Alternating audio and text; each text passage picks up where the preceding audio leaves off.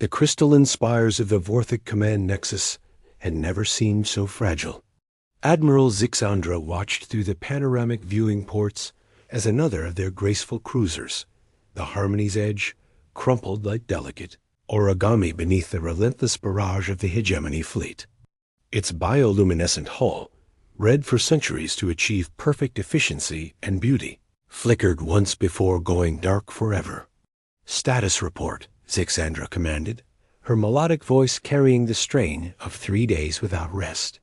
Her aide, Lieutenant Theises, approached with the characteristic gliding motion of their species, but his usual fluid grace was marred by exhaustion. "Admiral, we've lost 70% of the defense fleet. The Kethmoran vessels continue to prove inadequate against hegemony firepower. Their ships... Theises paused, struggling with the concept. "They seem designed solely for destruction, rather than the elegant balance we've achieved." Zixandra's translucent skin shifted to deeper blue, a sign of profound concern among her people. The hegemony had emerged from the galactic rim 6 months ago, sweeping through sector after sector with unprecedented brutality. Their ships were crude, angular things that violated every principle of aesthetic harmony the civilized galaxy had embraced. Yet they were devastatingly effective. The irony wasn't lost on her. For millennia, the various species of the Galactic Cooperative had refined their military vessels to be works of art as much as instruments of war. Conflicts were ritualized affairs, conducted with honor and restraint. Ships were disabled, not destroyed. Crews were captured, not killed. It was civilized warfare, befitting civilized species. The hegemony apparently hadn't received that memo. "Have we received any responses to our distress beacon?" Zixandra asked, though she feared the answer. The nearest cooperative fleets were weeks away, and by then, the Vorthic system would be another conquest trophy for the hegemony. "Actually, Admiral," Tice's voice carried a note of surprise, "we have received one response. A single vessel has acknowledged our beacon and is en route." "One ship?" Zixandra's skin flashed bright amber incredulity. "What class? What species?" Dices consulted his bio-integrated display, the living circuitry pulsing beneath his transparent flesh. The response signature identifies it as ... human. Class designation: Warship. A ripple of confusion passed through the command center. Humans were a relatively recent addition to galactic civilization, barely 3 centuries since first contact. Their ships were functional, but unremarkable, lacking the refined elegance of Vorthic vessels or the geometric perfection of Zalanai. Craft, they seemed to compensate for inferior technology with redundant systems and excessive mass. "How long until arrival?" Zixandra asked, though privately she wondered what a single human vessel could accomplish against a force that had shattered her entire fleet. 6 hours, Admiral." She turned back to the viewport, watching as another of her beautiful ships died in the void. Whatever was coming, it would have to be enough. It was all they had left. The bridge of the UES Retribution bore no resemblance to the flowing, organic command centers favored by most galactic species. Here, function had murdered form and mounted its head on a spike. Gray metal surfaces, harsh lighting, and displays that prioritized information density over aesthetic appeal created an environment that most aliens would find jarringly utilitarian. Captain Sarah Chun stood before the main tactical display, her weathered hands clasped behind her back as she studied the Vorthic system. The holographic representation showed the beautiful, failing defense of an elegant civilization against the brutal advance of the hegemony. She'd seen this pattern before refined species who'd forgotten that the universe was fundamentally hostile, suddenly confronted with others who remembered that lesson all too well. "Captain," called Lieutenant Commander Rodriguez from the weapons station, "we're picking up increasing chatter on hegemony frequencies. They've detected our approach signature. Let me guess. Sean said without turning from the display. They're laughing. More or less. Rough translation indicates they find it amusing that the primitive humans are sending a single ship against their entire fleet. They're taking bets on how quickly they can disable us. Chief Petty Officer Morrison, a grizzled veteran whose augmented arms bore the scars of a dozen conflicts, snorted from his engineering station. Disable us? That's adorable. When's the last time anyone tried to disable a human warship? The question hung in the recycled air of the bridge like a challenge to fate. The answer, Sean knew, was never. Other species built their military vessels with elegant systems designed for surgical strikes and honorable surrenders. They carried weapons meant to incapacitate and crew quarters designed for captured enemies. Humans built their warships like they'd built everything else for the last millennium to survive the kind of wars that ended civilizations. Current enemy force composition? Chun asked. 47 vessels of various classes, reported Lieutenant Singh from sensors. Primarily hegemony heavy cruisers and battleships. Classic ram and smash doctrine. They'll attempt to close to point-blank range and overwhelm with concentrated firepower. Understood. Begin warming up primary systems. All departments report readiness status.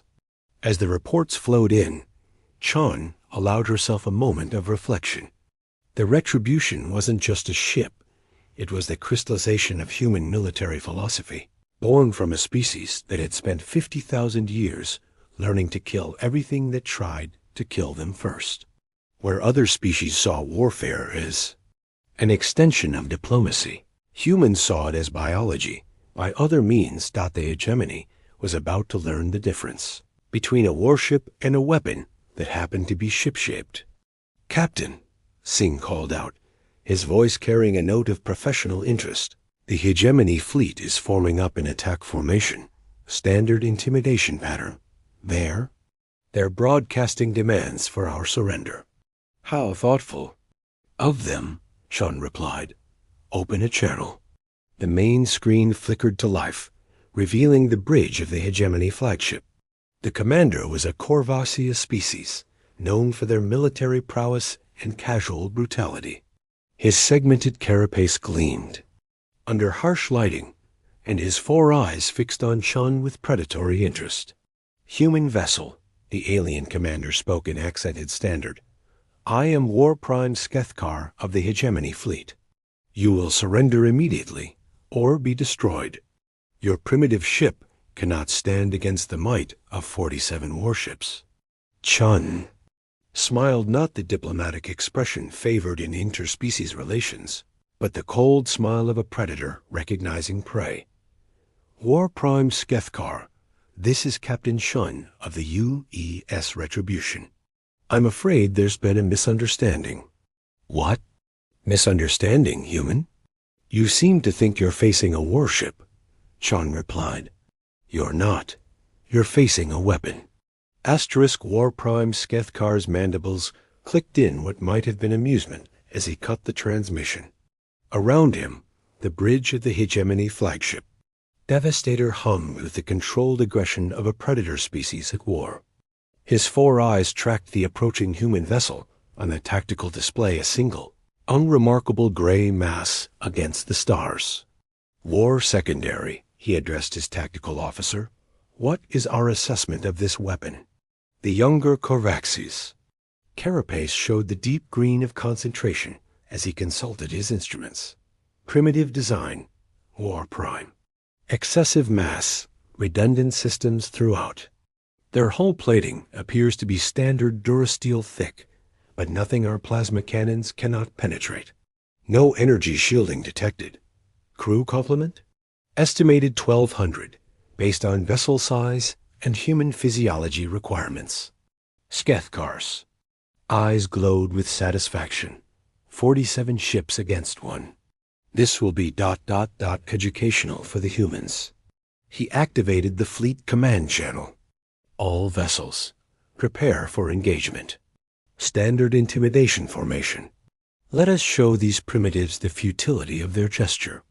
The hegemony fleet spread into a classic hammer formation heavy battleships at the center, flanked by cruisers, with destroyers forming the outer ring. It was a formation designed to maximize firepower convergence while presenting an overwhelming display of force. Most species surrendered at the sight of it. The human ship continued its approach, making no attempt to evade or maneuver defensively. War Prime, the tactical officer reported, his voice carrying a note of confusion. The human vessel is not powering weapons or deploying defensive systems. They appear to be charging directly at our formation. On the main display, the U-East retribution indeed seemed to be accelerating toward the center of the hegemony formation. Skethkar's mandibles spread wider. Was the human captain insane enough to attempt a ramming attack? Against 47 ships? All vessels target the human ship. Prepare to demonstrate why one does not challenge the hegemony with a single lie. The retribution transformed. What had appeared to be simple hull plating suddenly reconfigured, revealing weapon ports that had been concealed beneath false armor. The ship's bulk, which had seemed inefficient, revealed itself as the housing for systems that defied immediate classification. Most shocking of all, the vessel's profile began to change as sections extended, rotated, and locked into new configurations. War Prime, the tactical officer's voice cracked with alarm. Energy readings are spiking across all spectrums. That's not a ship, it's a mobile weapons platform. The first human salvo answered 40,000 years of military evolution with a simple statement. Efficiency is for species that can afford mercy.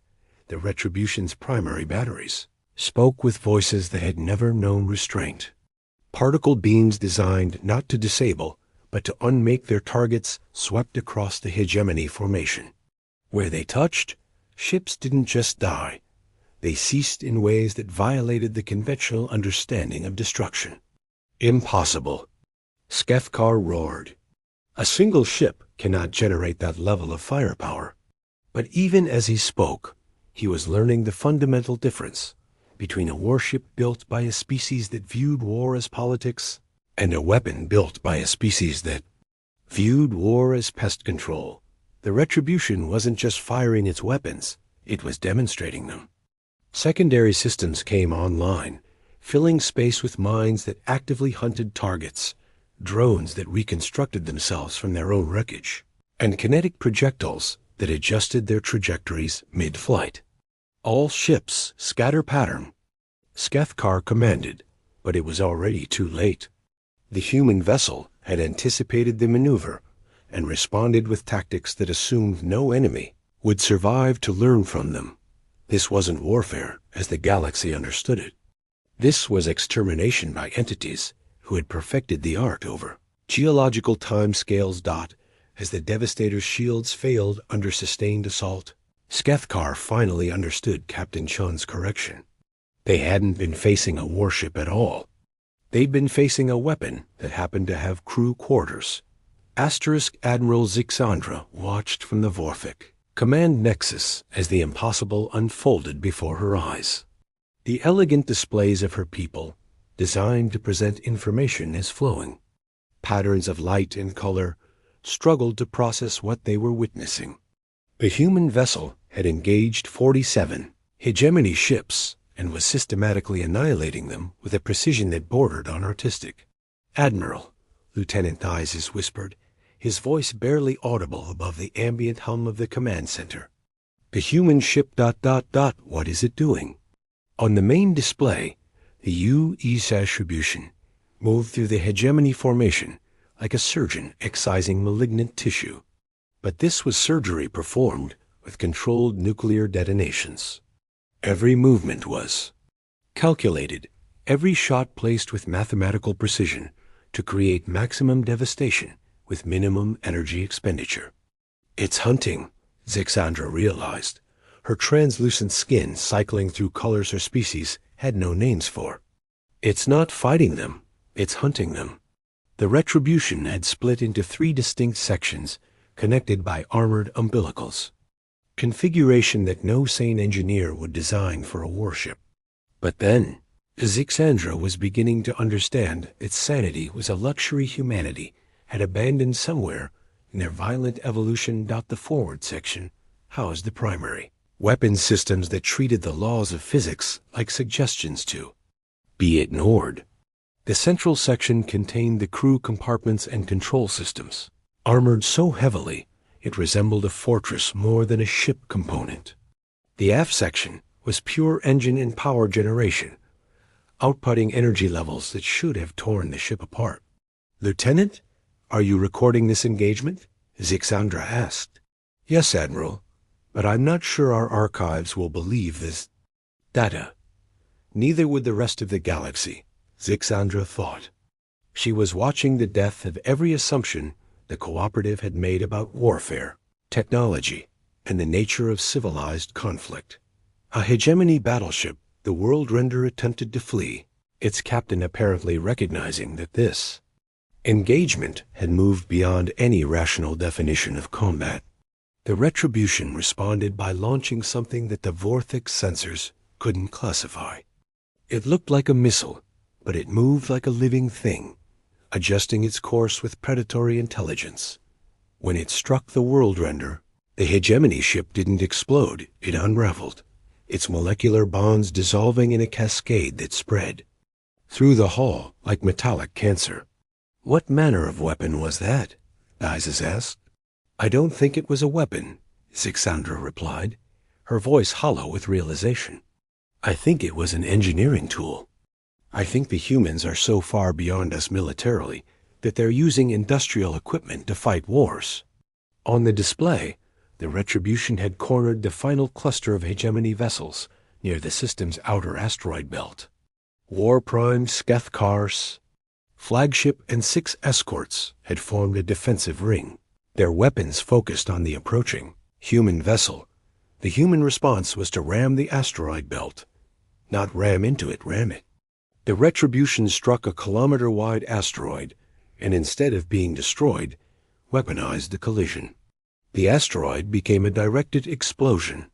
Its fragments accelerated and guided toward the hegemony ships with the precision of manufactured ammunition.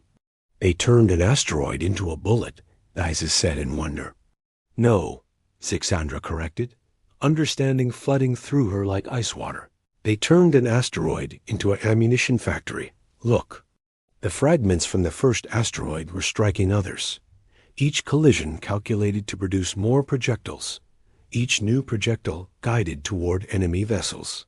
The Retribution had turned the entire asteroid belt into an extension of its weapons systems. Within minutes, War Prime Skethkar's final stand became a final scream on the radio frequencies, cut short by several tons of engineered rock traveling at significant fractions of light speed. Silence settled over the Vortex system, the silence of total victory, achieved through total warfare. Zixandra's communication officer looked up from his station. "Admiral, the human vessel is hailing us." On screen, Captain Chun appeared, looking no different than she had before single-handedly ending a war. "Admiral Zixandra, this is Captain Chun. The hegemony threat to your system has been neutralized. Is your civilian population secure?" "Yes, Captain Chun, thanks to you. We had not expected such comprehensive action." Chun nodded. "Most species don't. We find it's better to end problems completely rather than let them fester." "Will you require assistance with debris cleanup?" Zixandra looked at the tactical display, where the remains of 47 warships drifted in precisely calculated patterns. That would be appreciated." "Understood. We'll begin recovery operations immediately." Chun out. As the transmission ended, Zixandra turned to Isis. "Send a priority message to the Cooperative Council. Classification: Existential Paradigm Shift. What should the message say, Admiral?" Zixandra watched as the human vessel began methodically, collecting the wreckage not for salvage, she realized, but to deny it to any other potential threats. Tell them we need to completely reassess our understanding of human military capability. And Lieutenant, yes, Admiral, add a personal recommendation that we never, ever give humanity a reason to consider us a threat. Asterisk the emergency session of the Galactic Cooperative Council convened in the orbital station above Nexus Prime, the capital world of the galaxy's most ancient civilization. Representatives from 200 species gathered in the crystalline amphitheater, their various forms creating a spectrum of evolved intelligence that had taken millions of years to achieve. They were here to discuss how that entire evolution might have been rendered obsolete by a single human warship. Chancellor Mordeth of the Nexari called the session to order with the traditional harmonic resonance that had opened council meetings for 10,000 years. But tradition felt fragile today, like everything else the galaxy thought it knew about itself. Fellow beings, the Chancellor began, his voice carrying through the chamber's acoustic perfection.